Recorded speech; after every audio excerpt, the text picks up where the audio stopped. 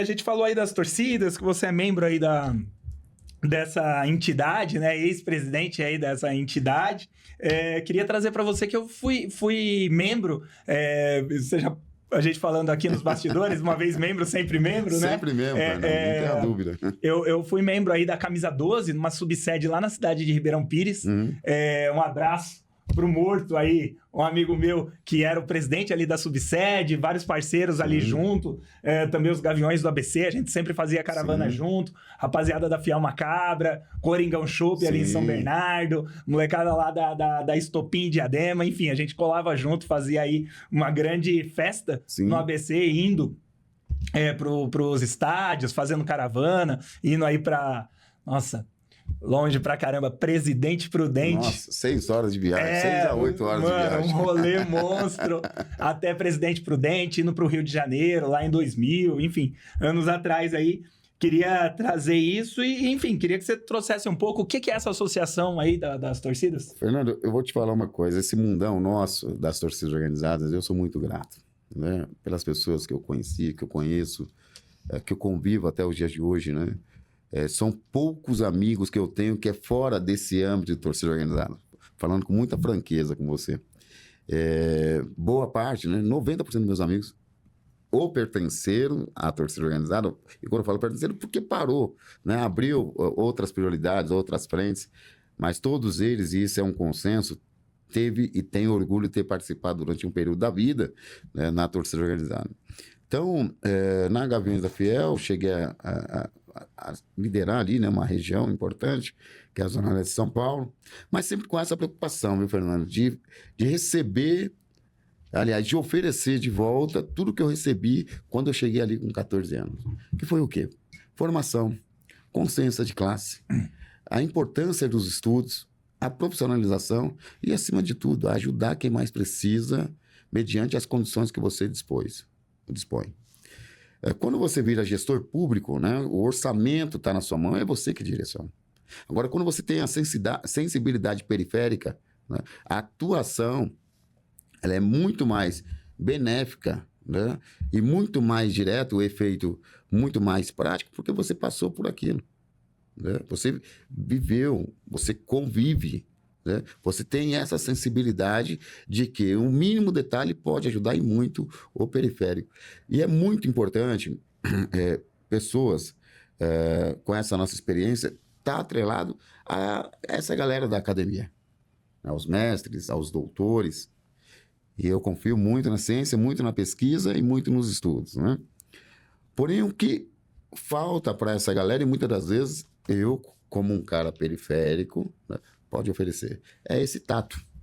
Né? Esse tato que esse acadêmico, né, não dispõe pela não possibilidade de vida e convívio. Né? O cara não viveu dentro da comunidade, eu vivi dentro de uma comunidade, eu sei qual é a dificuldade, de fato, que um cara de dentro da comunidade passa, sobretudo em dias de chuva ou em dias como esse, de calor absurdo. Até a gente sabe que a maioria das comunidades não tem arborização, não tem um processo de sombreamento, as casas não têm planejamento aí enfim, troca de ar, né, de ventilação, né? E é muito louco, porque quando há a chegada do poder público, né, na elaboração de uma praça, são poucos gestores que têm a sensibilidade de implementar essa praça, seja ela esportiva ou não esportiva, com árvores em volta. Que é um dos maiores absurdos que eu vejo. Eu falo, gente, não é possível. Mas por que o cara não pensa isso? Porque ele não vai permanecer ali. Ele não convive, não conviveu, não passou um único dia com aquela galera. Enfim, eu moro num conjunto habitacional na cidade de Mauá, o Jardim Canadá. É um conjunto habitacional de terrenos que foi feito o processo de mutirão para sua construção e tal, e não houve um processo de arborização.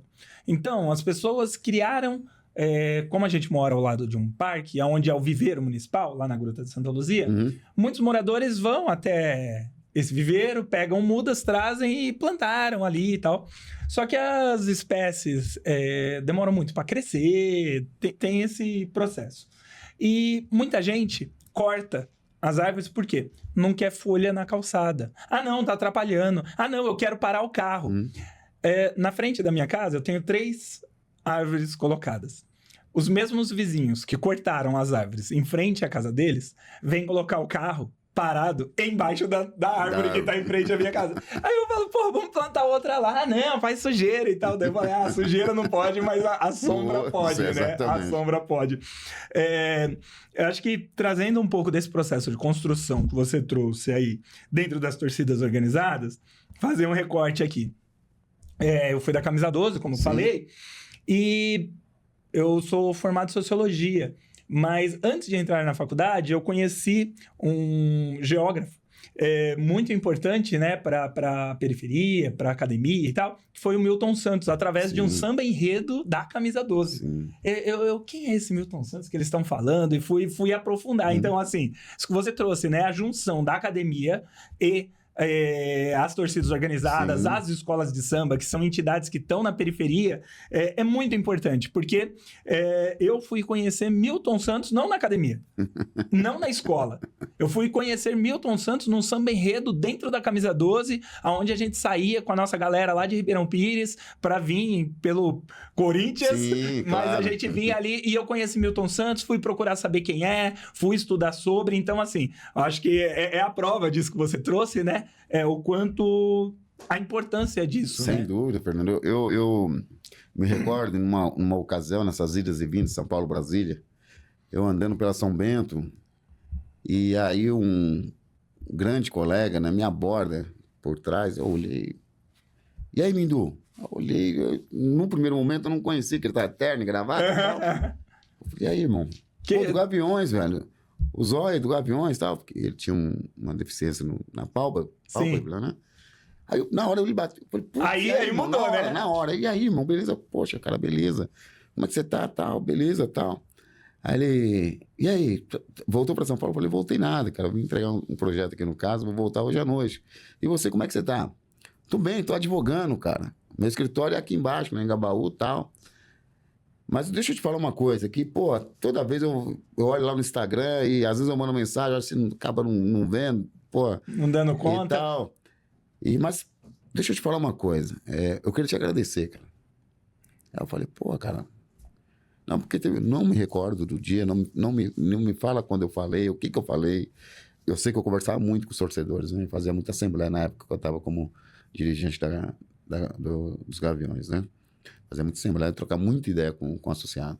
Só que você fez uma fala, cara, que assim, pô, é isso aí. E aí dali eu me liguei que eu tinha que estudar e fazer direito, etc. E hoje estou como advogado. Então assim, Fernando, a torcida, cara, é 99% de positivo e 1% de negativo. Esse 1%, a mídia, ela transforma em 1000%, né?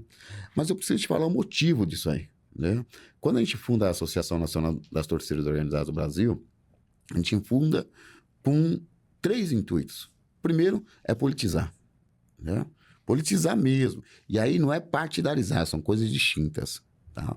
Politizar no sentido do camarada, do torcedor, esse que sai do extremo da periferia do Brasil, tem a noção do seu direito, tem a noção dos seus deveres. E tenha, sobretudo, a vontade de participar para mudar a realidade dele através da superestrutura.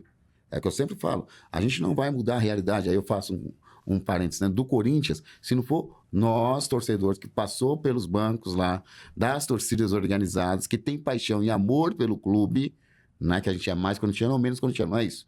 Mas a gente tem uma sensibilidade ímpar de tratar aquela instituição de maneira diferente dos dirigentes que estão postos aí, né? Que estão postos aí. A gente até pode entrar nesse quesito, se gera lucro, se não gera lucro, se é importante a SAF, se não é importante a SAF. Mas eu quero terminar essa parte dizendo o seguinte, a torcida ela é parte importante no processo de formação dessa juventude que está posta e muitas das vezes, Fernando, largada pelo Estado. E aí não é só do ponto de vista... Porque o Estado oferece o quê? A escola, aliás, a creche, a escola e o curso profissionalizante.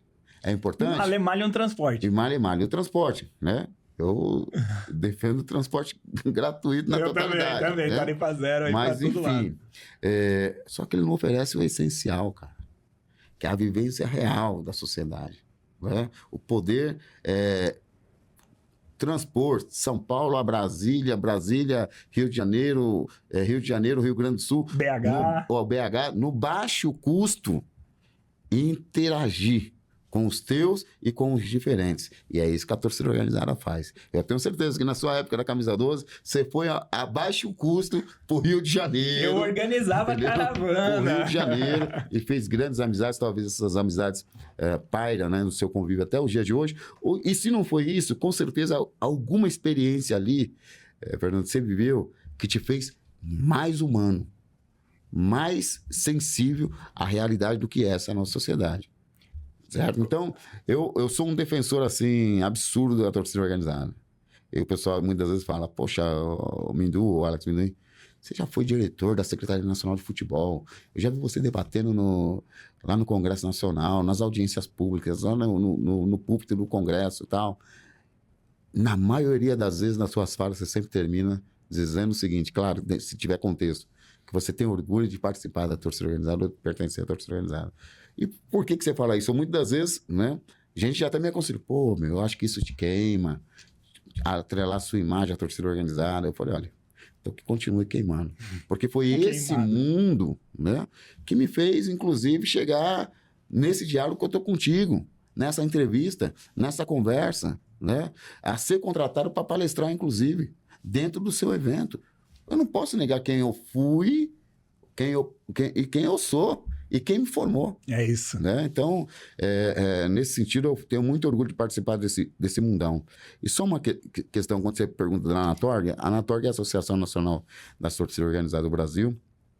Ela dispõe aí de 187 torcidas afiliadas no Brasil inteiro. Ela foi fundada há 11 anos, fez aniversário agora, dia 3 de dezembro. Aliás, 3 de dezembro é um projeto que a gente tem, que hoje está lá com a senadora Leila em Brasília, que é o Dia Nacional das Torcidas Organizadas. É uma instituição que ela vem fazendo um processo absurdo de formação, de organização e participação desse torcedor. Então, eu te digo, a Anatorg, ela faz com que as torcidas não sejam só coadjuvantes dentro do futebol, mas que elas passem a ser atores principais, dentro e fora da arquibancada, participando inclusive das disputas políticas que envolvem os clubes de futebol. Então, eu tenho muito orgulho de ter fundado, ter presidido e, quando solicitado, auxiliar essa instituição que eu tenho o maior respeito. Que maravilha. Você falou, né, do aprendizado dentro das torcidas, e sim, a torcida organizada me ensinou, me auxiliou nesse processo de entender a questão da solidariedade, né? De você estar junto ali com seus parceiros, numa caravana, indo para o jogo, aquele corre final da década de 90, começo da década 2000, que a gente vinha do ABC aqui para o Pacaembu, sim, quebrado, sem grana, sim, não, vamos ajudar, vamos correr, ninguém vai ficar para fora, vamos entrar, fazer o rateio, ou enfim, ajudar mesmo com algumas outras coisas, fazer parte de campanha do agasalho, fazer parte de campanha de alimentação, os Gaviões aí sempre abrindo, né, para receber os membros do MST dentro da sede, sim, lá na 12 também a gente com a rapaziada, enfim, que passou por algum perrengue ali nas quebradas e tal, a gente sempre auxiliando de alguma forma, né? E isso eu aprendi também dentro da torcida organizada. Acho que é importante ressaltar, trazer mais uma vez aí para você e para todos, que a gente tem essa construção dentro das torcidas organizadas, né? Não é só aquilo que passa na mídia, quebradeira e tal. Minoritário. Isso aí é minoritário. Minoritário. Isso aí é minoritário. E o que a gente tem falado hoje, né, para a rapaziada, essa nova geração, que deve ser 2 gerações depois da minha e da sua. Que é a geração que deve estar aí na sua faixa dos 20, 30 anos, né? Que muitas vezes falam, poxa, mas lá na década de 90, anos 2000, vocês, tudo bem. Só que nós não tínhamos uma cidade que é um verdadeiro Big Brother. Sim. Né? O conceito de conflito também era outro. Né? Não era o tirar a vida do outro. Era o conflito pelo conflito. Questão de espaço. Território. Certo? E aí, a sociedade também ela mudou ao longo desses 20 anos. Então, ela já não aceita mais, né, todo e qualquer tipo de arbitrariedade que venha ceifar a vida. A sociedade não aceita e está cobrando. E, consequentemente, o poder público, né, às vezes de maneira justa e às vezes de maneira totalmente injusta, coloca a mão. A grande questão que eu tenho falado para essa juventude é que é o seguinte, não está valendo a pena, né, ser encarcerado por conta de conflito com outro torcedor. Não está valendo a pena ser encarcerado por conta de quebra de um trem, de um metrô. Né? Por 2 motivos. Primeiro, porque ele vai responder. Segundo, que ele vai estar prejudicando o próprio povo dele. Não, mas é no outro dia. Eu eu falava isso, né? A gente vinha para os jogos. Enfim, sempre, como você falou, tem 1% ali que quer tensionar, criar uma animosidade, né? Hoje... uma desinteligência emocional desse jovem. Exatamente. Ele queria ali fazer um vandalismo, quebrar. Eu era o tio chato, né? Apesar de ser moleque ali, eu chegava e falava, irmão, para, mano, amanhã eu vou usar esse trem pra trampar, velho. Para com isso. E chegava ali, trocava uma ideia. Mas normalmente, né, Mindu, era o novato. É o novato. Era o novato, não era quem vinha formado já dentro do processo da torcida. Normalmente é o novato que chega emocionado, achando que, não, eu sou pai e tal. Vai chegar chegando, e não é por aí, né? Porque quem já tá no processo, já foi em uma caravana, 2, já participou ali, já foi em alguns jogos, participou de palestra, tá ligado que o jogo é mais embaixo. Não tenha dúvida disso. Né?